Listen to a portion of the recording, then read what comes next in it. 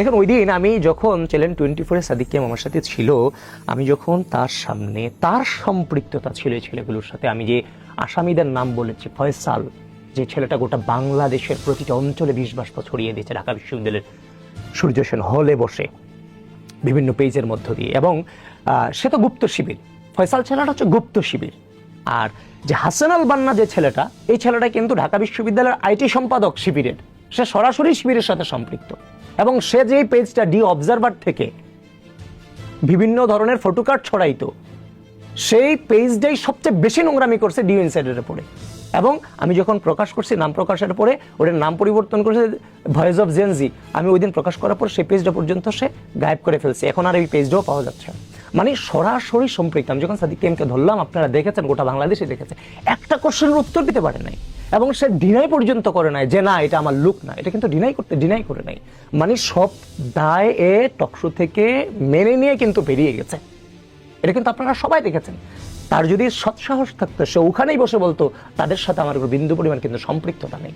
আমি যে স্ক্রিনশট দিয়েছি সেখানে যে হজে গিয়ে ওই ছেলের জন্য যেমন দোয়া করেছে, আবার দেখবেন ওটার উপরে সে সাদিক কায়েম ভয়েস মেসেজ দিচ্ছে, আর সে রিপ্লাই দিচ্ছে ওকে ভাই। এবং আমি ওই দিনের ঘটনার পরে আমি যতটুকু জানি আর কি, যতটুকু শুনেছি, ওই ছেলেদেরকে ডেকে আনা হয়েছে, ডেকে এনে বলছে যে তোমরা অস্বীকার করবা যে এই পেজগুলোর সাথে তোমাদের কোনো সম্পৃক্ততা নেই, এবং বলবা যে হ্যাকড হয়েছে। আরে ভাই, এই ডকুমেন্টস তো আমি ইন্টারিমের আমলে নিয়ে আসছি, তাহলে সরকার কিভাবে আমাকে সহযোগিতা করবো? ইন্টারিম তো ছিল জামাত এনসিবির সরকার, ওইটা তো ফোনও হ্যাক করা হয় নাই, আইন শৃঙ্খলা বাহিনীকেও ইউজ করা হয় নাই। আপনি যখন সমাজে বিষ বাষ্প ছড়াবেন, গোটা বাংলাদেশের ঐক্যকে যখন নষ্ট করে ফেলতেছেন, আপনি যখন গণ অভ্যুত্থানের স্পিরিটকে ধ্বংস করে দিয়ে আওয়ামী লীগের চেয়েও বাজে নেগেটিভে আপনি রাজনীতিতে অগ্রসর হচ্ছেন, সমাজে ভালো লোক তো আছে বলেই দুনিয়াটা বেঁচে আছে, তাহলে তো দুনিয়া থাকতো না, আওয়ামী লীগের থেকে। এখন হচ্ছে যে আপনার ওই মানে যারা দেখতেছে যে এরা বসে বসে সমাজকে ধ্বংস করে ফেলতেছে, রাষ্ট্রের ঐক্যকে বিনষ্ট করে ফেলতেছে, তো এরা কি চুপ থাকবে? অনুসন্ধানী সাংবাদিকরা কি করে? আগে কি আসামিকে জানায় যে তোমার পেছনে আমি লেগে আছি, এটা কি জানায় অনুসন্ধানী সাংবাদিকরা? সুতরাং আপনি যখন অপরাধ করবেন, অপরাধ কখনো ঢাকা যায় না।